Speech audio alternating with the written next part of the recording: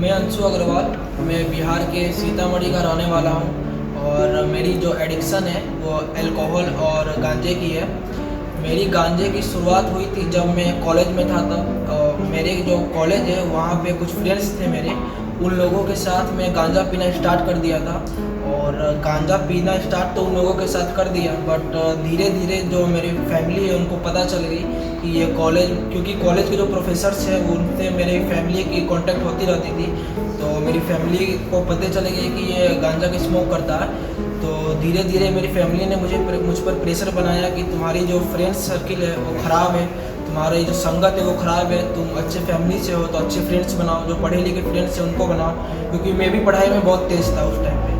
और धीरे धीरे मैं, क्योंकि फैमिली प्रेशर और मुझे भी यह रियलाइज़ हुआ कि मेरी जो फ्रेंड्स है वो सर्किल मेरी अच्छी नहीं है, तो मैं फ्रेंड्स से दूर होते चला गया धीरे धीरे। और क्योंकि धीरे धीरे मैं फ्रेंड्स से तो दूर हो गया, बट मेरी जो एडिक्शन थी गांजे की वो समाप्त नहीं हुई, तो मैं अकेले गांजा पीना स्टार्ट कर दिया। तो अकेले गांजा पीना स्टार्ट कर दिया, तो इस दौरान गांजा का जो एडिक्शन है वो बहुत तेज़ी से बढ़ता चला गया, क्योंकि अकेले पीता अकेले थॉट्स आते हैं और अकेले पीने से आपका एडिक्शन बहुत ज़्यादा बढ़ते चले जाता है। तो इस तरह से आपका मेरा जो एडिक्शन है वो बहुत तेज़ी से बढ़ता चला गया। तो मुझे और एडिक्शन जो मेरा बढ़ता चला गया, इस दौरान मेरी जो आस पड़ोस के जो नाइबर्स हैं उनके सामने भी मेरी इज्जत की बहुत मतलब मेरी इज्जत बहुत बुरी तरह प्रभावित हुई। और मैं जब घर से बाहर निकलता तो एक कॉन्फिडेंस नहीं रहता मेरे अंदर। और मेरे जो आसपास के दोस्त थे उन लोगों से भी मैं अलग हो गया, और उन लोगों से बातें कम करना, घर में जो गेस्ट आते थे उन लोगों से भी कम मिलना जुलना, एक इंट्रोवर्ट जो पर्सनालिटी होती है वो मेरे अंदर डेवलप हो गई थी। फैमिली वालों से भी कम बातें करना, और मेरी जो एंगर है वो बहुत ज़्यादा बढ़ गई, और जो अननेसेसरी थॉट्स है वो मेरे अंदर बहुत ज़्यादा आने लगे। बेमतलब का गुस्सा करना मेरे अंदर होने लगा, और फैमिली वालों पर बेमतलब का, जो इस बात का कोई मतलब नहीं बनता उसे याद कर करके मैं फैमिली वालों पे गुस्सा करता था, और ख़ुद भी परेशान रहता था और फैमिली को भी परेशान करता था। और क्योंकि मेरी जो फैमिली है उनका जो रेपुटेशन है वो मेरे पूरे सिटी में बहुत ज़्यादा है, तो क्योंकि मेरे दादाजी है उन्हीं ने मेरी सिटी की पहली हाई स्कूल बनाया था। और मेरे जो डैड है वो बहुत ज़्यादा डोनेशन करते हैं मेरी सिटी में, तो इस दौरान मेरी फैमिली की रेपुटेशन बहुत ज़्यादा है अपने सिटी में। बट हम जो इस नशा के चपेट में आ गए थे, इसके कारण मेरी फैमिली और मेरी दोनों की इज्जत बहुत बुरी तरह प्रभावित हुई। और मेरे कारण मेरे पापा को भी कई बार बात सुनने पड़े थे लोगों की कि आपका बेटा यहाँ पे नशा करता है, ये करता है। तो कुछ लोग दो बात में चार बात और लगा के बोलते हैं, तो इस दौरान मेरी फैमिली की इज्जत बहुत बुरी तरह प्रभावित हुई। इस दौरान मुझे भी यह रियलाइजेशन होने लगा कि मैं बहुत गलत काम कर रहा हूँ, बट जो नशा है वो मेरी नहीं छूट रही थी। और नशा क्योंकि मैं अकेले करने लगा था तो दिन प्रतिदिन बढ़ते जा रही थी। इसके बाद मुझे ट्रीटमेंट के लिए रिहैब में एडमिट किया गया, जो पटना रिहैब है वहाँ मेरी 45 डेज की ट्रीटमेंट चली। बट इस दौरान ट्रीटमेंट जो मेरी कंप्लीट हुई थी, ये पूरी ट्रीटमेंट नहीं, पूरी ट्रीटमेंट मेरी 3 मंथ्स की थी। बट मेरी फैमिली वालों ने, क्योंकि मैं फर्स्ट बार रिहैब गया था, और तो 45 डेज में मुझे डिस्चार्ज करवा लिया मेरे फैमिली वालों ने। और उसके बाद मैं 10-15 दिन जो रिहैब से आया, उसके बाद 10-15 दिन मैंने नशा नहीं किया बिल्कुल। उसके बाद मैं फिर से नशा स्टार्ट कर दिया। और इस दौरान क्योंकि मेरे जो पहले फ्रेंड सर्किल थे उससे मैं अलग हो गया था, तो इस दौरान मैं कुछ नए फ्रेंड्स जो लिमिट में नशा करते उस तरह का ढूंढने लगा। और कुछ 2-3 फ्रेंड्स के साथ ही, ज़्यादा इधर 10-15 फ्रेंड्स नहीं, 2-3 फ्रेंड्स के साथ ही अपना नशा करने लगा। तो वो लोग जो नशा करते हैं वो लोग अपना लिमिट में करते हैं, लिमिट में करने के बाद घर चले जाते हैं और ये करते हो। मेरी जो एडिक्शन है वो बहुत बढ़ती चली गई। उस दौरान भी मैं उनके साथ भी वीड स्मोक करता गांजा, और गांजा लेके घर पे भी आ जाता और घर पे भी गांजा स्मोक करता। स्थिति यहाँ तक ख़राब हो गई थी कि मेरे जो रूम है, मेरे रूम में जो मेरा पर्सनल रूम था, तो पर्सनल रूम में मैं बैठकर आराम से अपना एसी ऑन करके, खिड़की खोल के एसी ऑन करके खिड़की खोल लेता और पंखा चालू कर देता और रूम लॉक कर देता, आराम से गांजा पीता अपने रूम में। तो उससे क्या, अगर मैंने सोचता कि गांजा पीता उसका धुआं सारा बाहर निकल जाएगा खिड़की से और एसी से।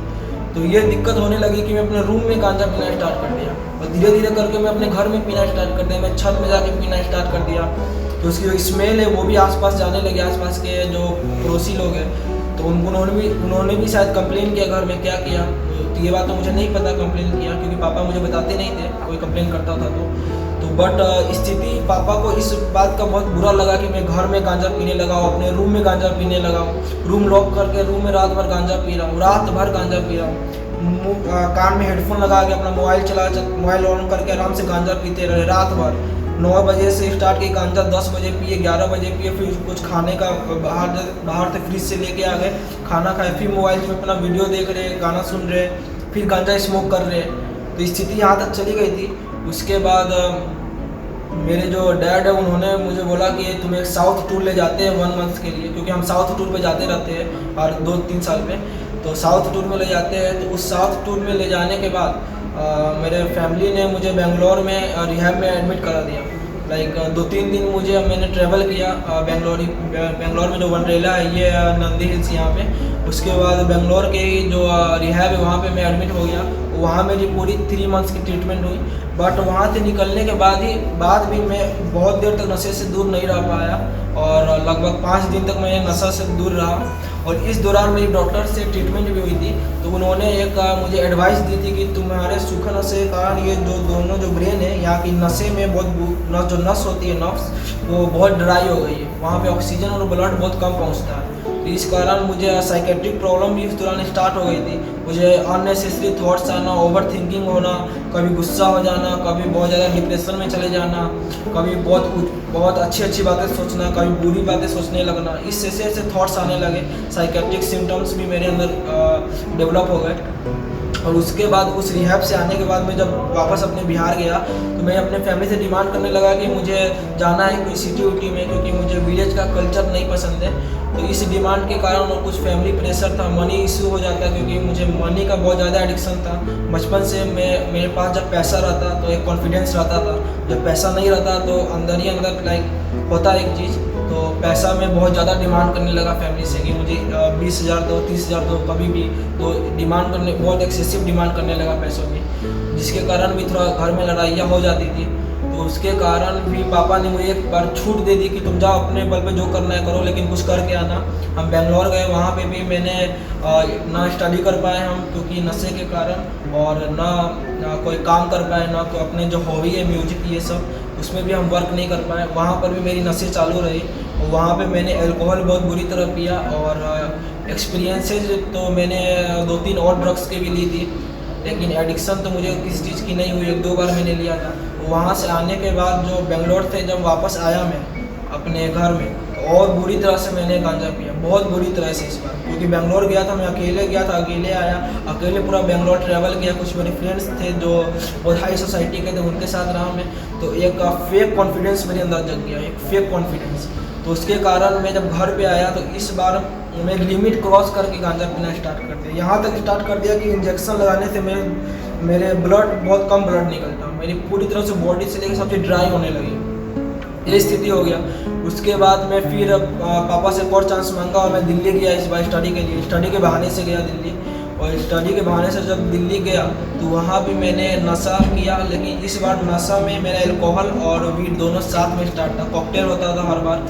और इस दौरान एक पहाड़गंज है, यहाँ पर भी मैंने वहाँ के जो पब्स है वहाँ पर भी मैंने बहुत ज़्यादा ड्रिंक्स किया।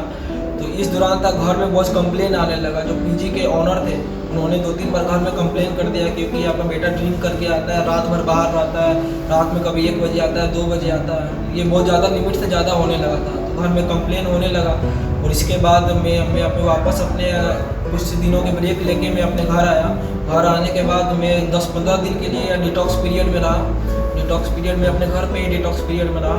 उसके बाद मैंने अपने फैमिली से कंसल्ट किया कि मुझे एक बार फिर से किसी रिहैब में एडमिट किया जाए, क्योंकि इस बार मैं खुद से नशा छोड़ना चाहता हूँ। नशा छोड़ के कुछ लाइफ में कुछ बड़ा चीज़ करना चाहता हूँ, क्योंकि मेरी जो एम थी वो शुरू से थी कि मुझे कुछ बड़ा करना है। मैंने फैमिली से कंसल्ट किया और पापा ने सर्च करना स्टार्ट किया कि कौन सी रिहैब इस बार बढ़िया रहेगी।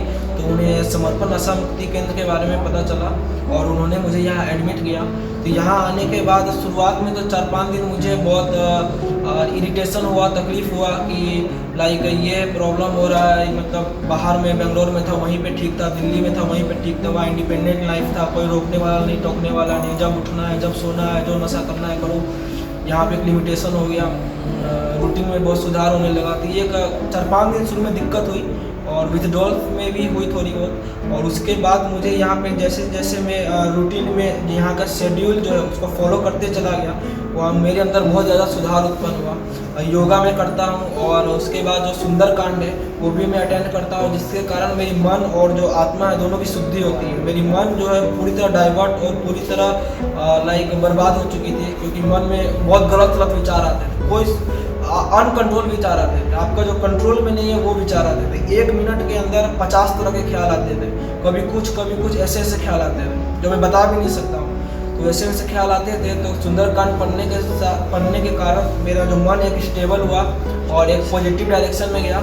और उसके बाद सर जो क्लासेस बताते हैं वो क्लासेस में अटेंड करने लगा, जिसके कारण मुझे रियलाइज हुआ कि मैं कहाँ गलती कर रहा था और जो मेरे पास्ट में मैंने गलती किया था उस सब चीज़ के बारे में मुझे रियलाइज होना स्टार्ट हो गया। और अपने फैमिली के बारे में भी रियलाइज हुआ, क्योंकि मेरे फैमिली ने जो मेरी फाइनेंशियल हेल्प की है और मैंने जो पैसों की बर्बादी की है, जो मेरे कारण सोसाइटी में मेरी फैमिली की इज्जत गई, मेरी इज्जत गई, ये सब के बारे में रियलाइज होने लगा। और इसे कैसे ठीक किया जाए इसके बारे में भी मैंने एक माइंड में एक नोट्स बनाया।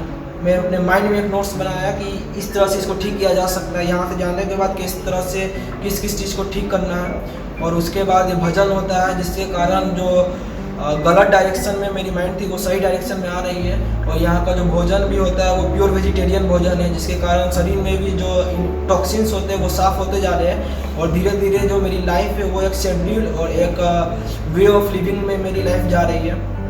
और इस दौरान मेरी स्थिति जो पहले थी और आज जो है इस एक चमत्कार से कम नहीं है, कि जो मेरी जो स्थिति जो थी जो पूरी तरह से नशा में डूब गई थी और मैं एक होप छोड़ चुका था कि मैं नशा कभी ज़िंदगी में छोड़ पाऊंगा और ज़िंदगी में कुछ कर पाऊंगा, ऐसा मेरा जो आशा था वो ख़त्म होता जा रहा था। आज मेरी वो आशा वापस से जागृत हुई है। इसके लिए मैं यहाँ के संचालक को धन्यवाद करना चाहूँगा और जो मेरी फैमिली है उनको भी धन्यवाद करना चाहूँगा, जिसके कारण मैं अपने लाइफ में वापस लौट पाया।